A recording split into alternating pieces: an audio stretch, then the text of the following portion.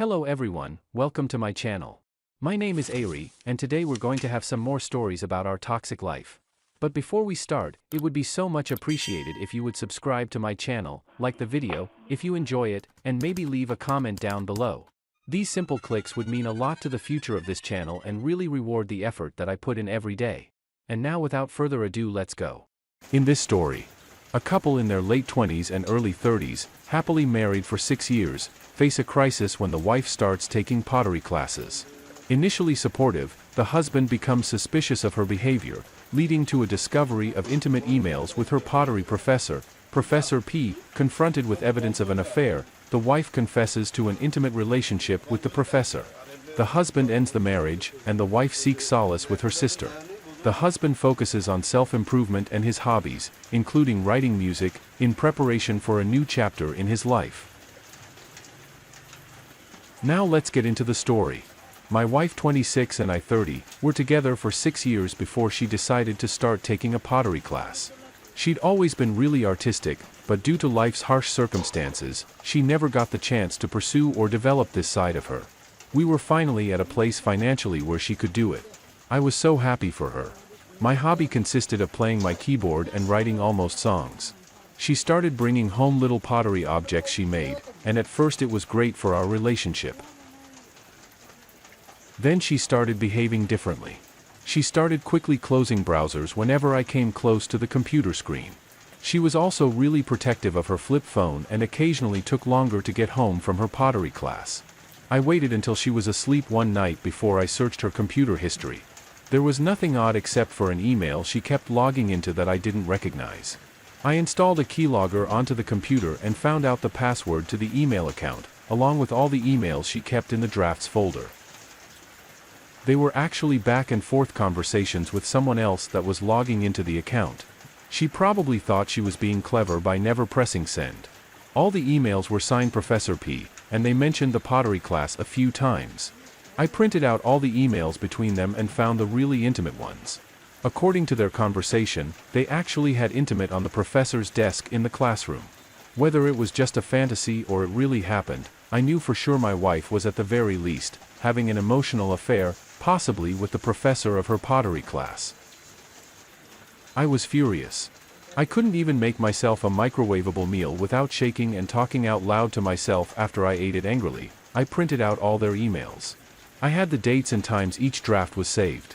Some of the messages even mentioned times they spent together behind my back and plans to call each other. I was appalled. I encouraged my wife to take this class because I loved her and wanted her to be happy. Because of my caring nature, she found another man to sleep with. It hurt so bad and felt completely unfair. As soon as she got home, I couldn't control myself. I blew up on her. I asked her about emails in a draft folder on her computer, and she went paddle.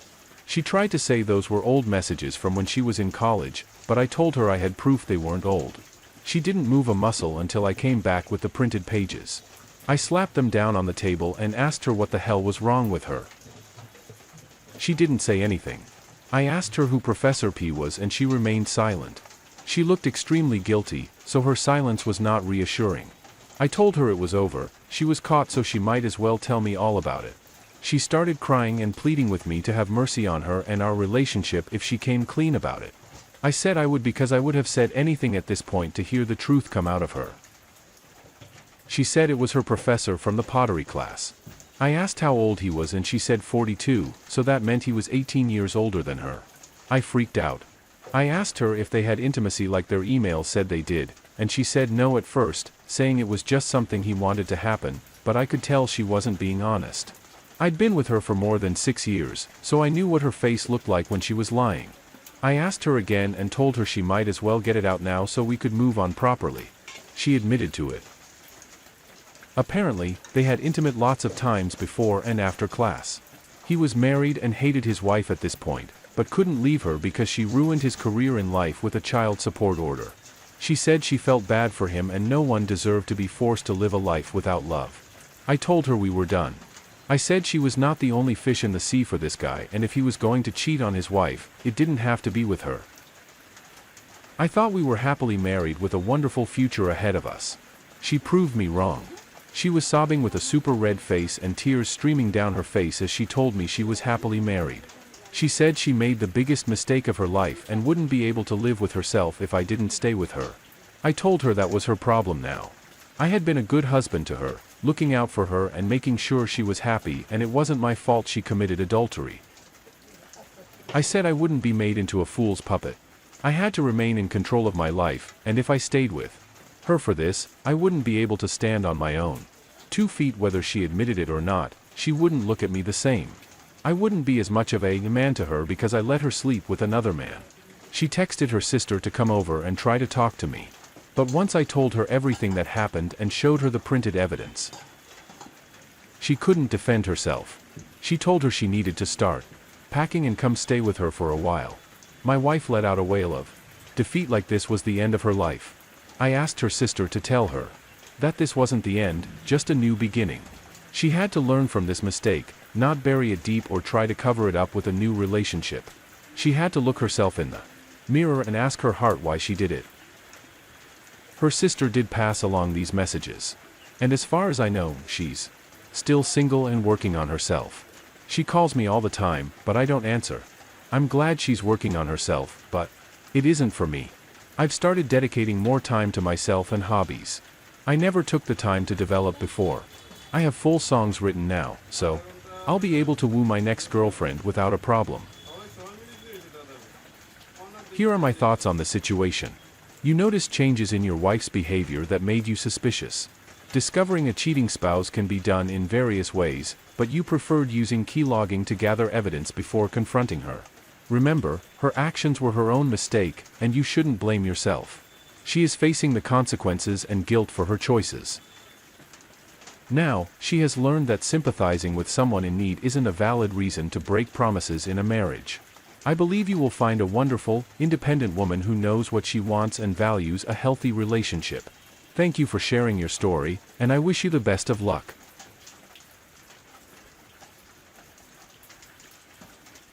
In this story, this is the story of a man who met his ex-wife in college and fell in love with her despite her popularity among other guys. They got married, started their careers, and had 2 children.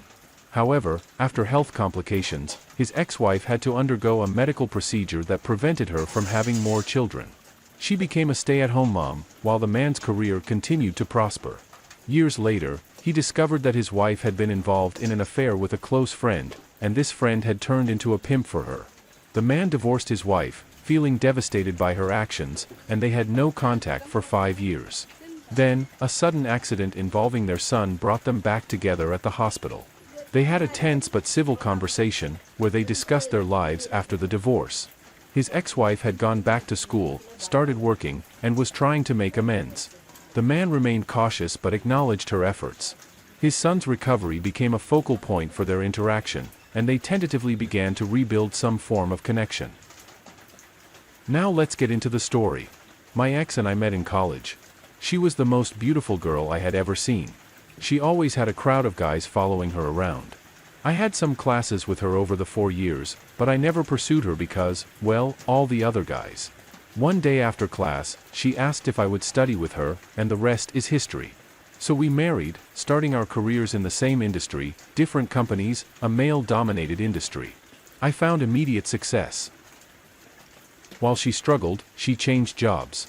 In the first year, she continued to struggle. In the 3rd year, she became pregnant with our first son. She worked through the pregnancy.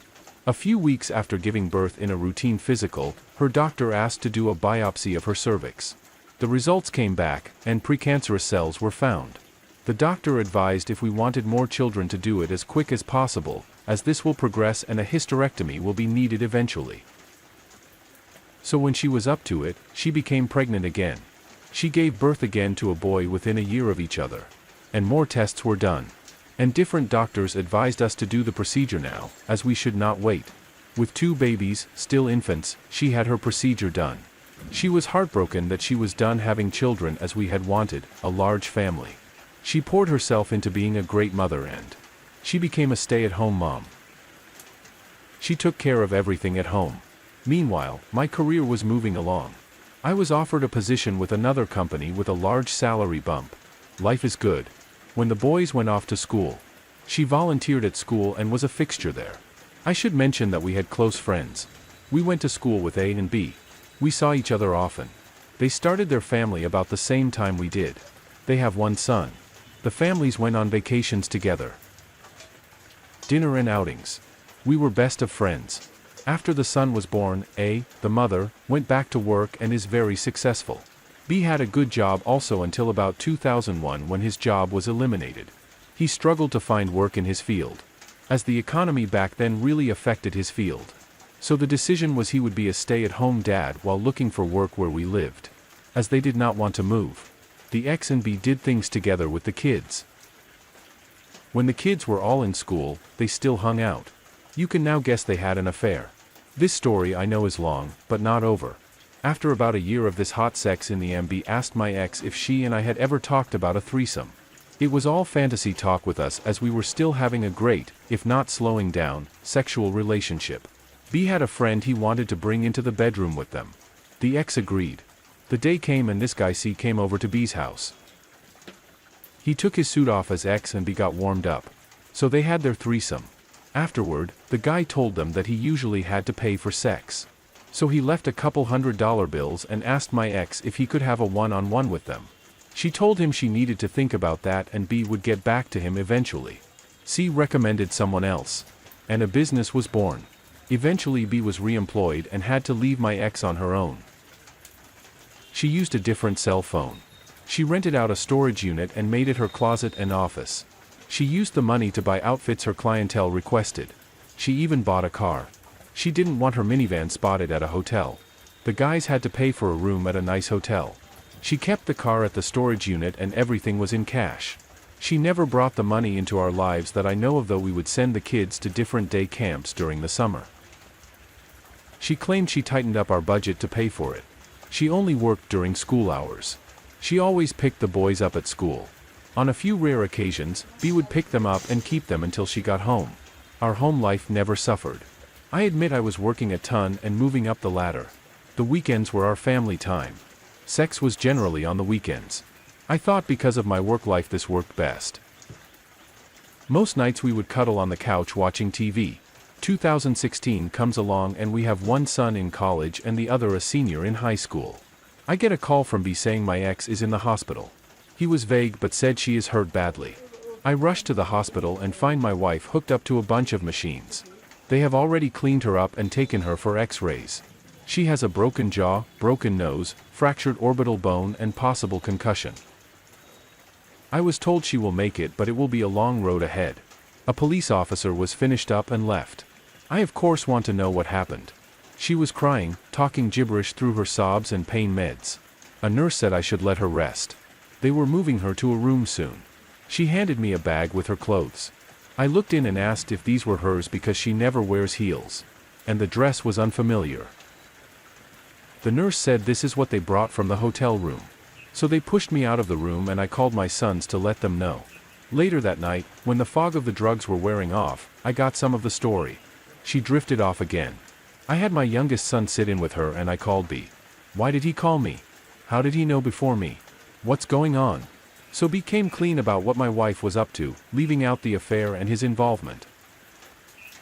I was devastated. We eventually got her home after surgery on her jaw. The nose would wait. She convalesced at home as she got stronger. I got the whole story. I called A and was told of the affair and that B was a pimp. She threw B out as she got on her feet. I told her we were done. I asked her to move out. She moved in with B. I got the divorce rolling. I'm sitting here 5 years divorced. I still love her. It is as if she had died. Though the grief is unbearable. My boys know what she did. I have not spoken to her since she left. Update: I didn't have an update ready before as there really wasn't anything to say until last night. I received a call from my oldest son R, who is out of town for the holiday weekend. A friend called him to tell him his brother S had been in a motorcycle accident. He was with him but did not see the accident.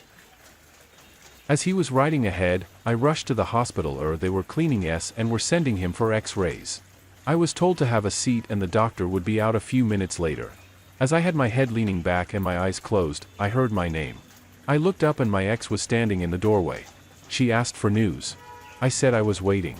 She asked if she could sit with me. I invited her to a seat near me. I have not seen her in 5 years. Since the divorce happened. I did not know what to expect. I assumed that she would be disfigured from her beating. She was not. Although her face was not as flawless as I remember. The one thing I did see was that her eyes no longer sparkled. This was a feature I never got enough of. Even with a mask on, her eyes didn't look the same. Funny what you notice when she smiled. Her face used to just light up. I imagine she just has a resting bitch face now. Anyway, while waiting, we had some nervous catching up talk. She mentioned that she liked the landscaping I did and how the plants now matured really looked nice. During and after the divorce, I tried to purge any remembrance of her. I replaced the bushes in the yard as it was something she had planned and planted. I did not mention that the inside of the house was redone.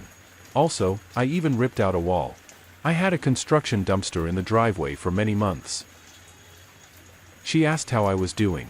I don't know why, but I was honest that I had put myself at a standstill by working too much. However, I recently have been to a therapist and joined a gym. I also have taken up bike riding. She stayed with me a couple of months. She also was seeing a counselor who encouraged her to take some college courses in her degree field. That took a couple of years. She is now employed full-time.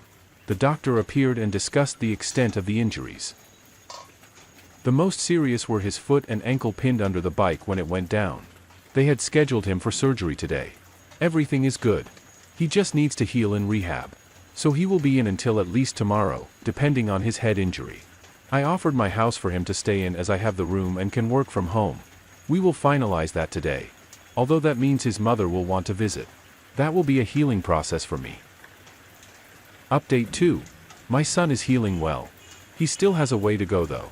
We have decided that he will stay here while convalescing. He wants to go back to work next week. His boss is setting up something so he can work from home. I can barely get him in the back seat of my SUV as he has to stretch out.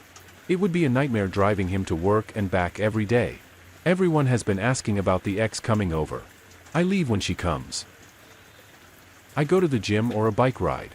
My oldest son has tried to have a sit-down dinner with the 4 of us, but I shut it down. She has been very gracious. She has not tried to force anything. She comes over and sits with our son. She will cook dinner for them. She brings groceries when she does cook. Sometimes his friends come over and it gets a bit rowdy for me. But he forgets about his problem when there are visitors. To say we never talk would be untrue. Our conversations do not stray from our sons or their lives. Now the ex has started. What many of you have said, she is doing little things around the house.